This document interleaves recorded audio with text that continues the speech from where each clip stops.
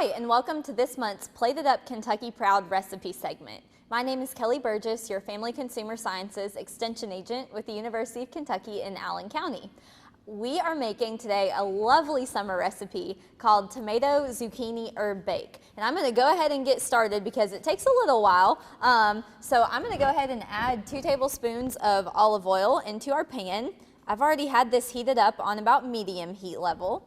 And then we have a diced onion, a whole onion. We're going to put that in there too. So before we start chatting, I'm going to let this to start simmering. Alrighty, there we go. We'll let that heat up. So like I said, this is Tomato Zucchini Herb Bake. So that tells you a little bit about what ingredients we're using today. And as you probably are experiencing, tomato and zucchini are some of our main summer produce items. I'm thinking if you're anything like me or the people around here, there's probably tons of them in your garden right now. I think the zucchinis have all decided to come on at one time and everybody is overrun. If you feel like you have made enough zucchini bread, enough zucchini brownies, enough zucchini everything to last you for a while, this is a fun and different way that you can use zucchini. So this is kind of like a casserole. You can use it for a main dish or a side dish. It does not have any meat, so you could use it as a side with either a hamburger or a grilled chicken breast or maybe even some pulled pork if you want. Or you could use it as a meatless main dish and supplement with some other vegetable items. So our onions are coming along nicely, so I'm going to go ahead and add in our zucchini. This is 1.5 pounds of zucchini, and I've chopped it. You can see they're fairly large pieces, but still bite-sized. So not really a small dice, but more of a large chop. And then also 1 clove of garlic. So we'll go ahead and add these in. This will take about 5 minutes for it to soften up. So that's why I have my lid out so that we can speed that process along just a little bit. Get that all stirred around in there. All right, so we'll let that sit for a few minutes while we keep talking.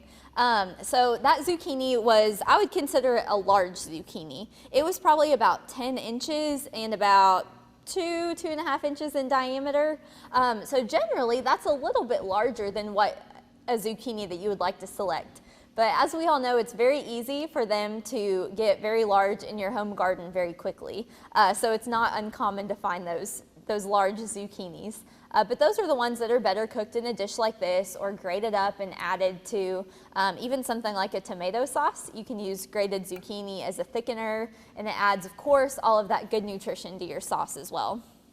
So if you don't have a scale at home to weigh your zucchini to get that 1.5 pounds, you can kind of eyeball it based on the size. So if it's 2 really small zucchinis, you might need 2. 1 larger one will probably be just fine. So this is sauteing in here, as I mentioned. I'll go ahead and tell you what other ingredients we have.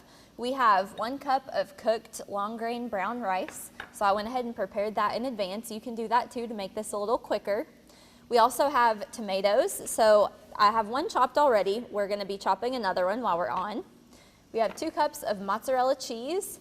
And then the spices for this recipe are super easy. We have a 1/2 teaspoon each of dried basil, dried oregano, paprika, salt, and pepper. So that's what you see out here in front of me.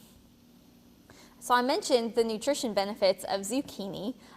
The skin of the zucchini really has a lot of great nutrition to offer. So you don't want to peel that away. It's a soft skin. You won't notice it in your cooking or while you're eating it.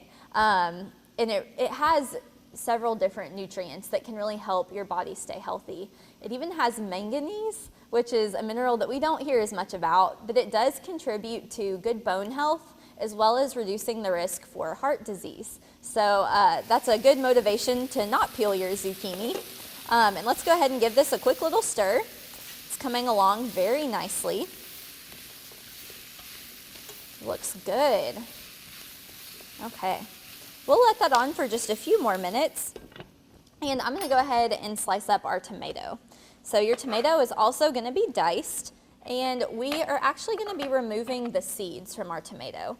So since this is a dish that is going to be in a casserole type format, we don't want it to get too liquidy. So that's why I'm going in, I cut it in half, going in with a spoon to kind of get some of those extra seeds and extra liquid out. So we don't want to scrape away any of the good flesh part of our tomato. We'll leave most of it so you can see, but we will chop off those little inside bits, and I'll go ahead and prepare that.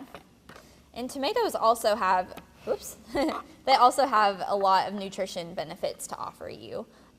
There's nothing good like a fresh summer tomato. I'll also mention that this produce came from Bennett Family Farms here in Scottsville, Kentucky. So we want to thank you to them for providing us with some fresh local produce to use today. And it's just better whenever we can use those fresh ingredients. Okay, I think I have most of the seeds out, and then we'll be ready to chop.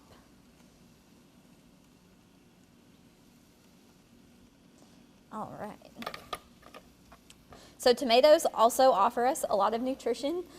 They're great to incorporate into our diet, and I love that they're so versatile. So there's so many different ways that we can use tomatoes. And I love this casserole recipe because it's just a little bit different. Of course, we get to use cheese, which always makes everything better. But we're really incorporating some of those fresh garden veggies as well. So if you don't like tomatoes, you can think about substituting for something else. I think this would be excellent if you wanted to do just zucchini and yellow summer squash. I think that would also be very tasty and delicious. So we will go ahead and add our tomatoes to this little bowl here. And you can see there's still some juice. You're not going to get all the juice out, but you will be able to remove a few of those seeds. All right, so we want this zucchini to be slightly soft and tender. It does not have to be all the way cooked like you're ready to eat it, because we will be baking it later. So I'm going to add in my tomatoes and just stir around a little bit. Our goal is just to get them heated through. And then we'll also add our rice at this time. So once again, this rice has been cooked already, so no prep time needed there.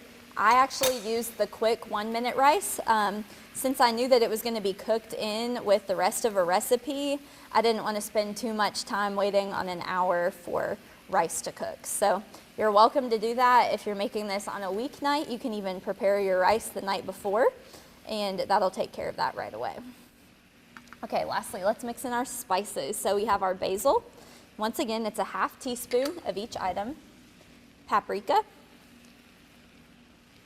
We have oregano.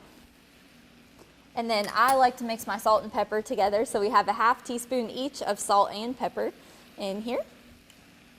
And we're just going to make sure that this gets well distributed. So the spices give it a really nice aroma. And even though we did add a little bit of salt, it's not as much salt as what you would have had to have if you didn't have the herbs. So herbs are a great tool to use in the kitchen because they add so much flavor without adding any sodium or calories that are worth considering to your food. So spices can be your best friend. I'll also mention that while this calls for dried basil, if you have fresh basil in your garden this summer, you're welcome to add that as well instead of the dried. So, alrighty, I'm going to remove this from the heat now. We'll put it in front of me. And what we're going to do is mix in about half of our cheese. So it says to do 1 cup. We have a total of 2 cups of cheese here. So we'll mix in half and then put the other half on top to get that nice crisp topping that's kind of golden. That's how we'll tell that our recipe is done, when it gets a little bit bubbly and a little crispy around the edges. So you can see that cheese melting in there. It looks beautiful. And I've chosen to use a square pan. This is about the right size for this recipe. So we will just transfer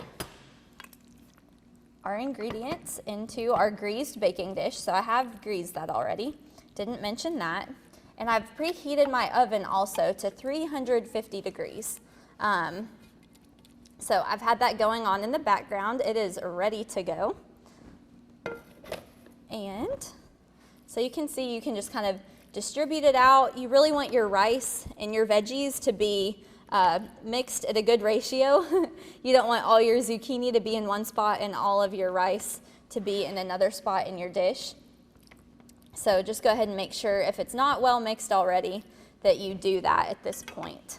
And then finally, the last part, we will sprinkle with our cheese. So this is going to give a nice topping, a nice coating. There should be plenty to put over it. And this recipe makes 6 1/2 cup servings. Let's see. Sorry, 6 1.5 cup servings. So you get to eat a lot of this delicious recipe for only 220 calories. So that's a really, this is packed with nutrition. That's a great deal for something that tastes delicious like a casserole. For 220 calories, that's a great way to help you meet your nutrition goals. So we are going to pop this in the oven for 20 minutes or until that cheese is golden and melty around the edges. And so, by the magic of TV, as we always say, I have a finished version of our recipe that's ready to show you.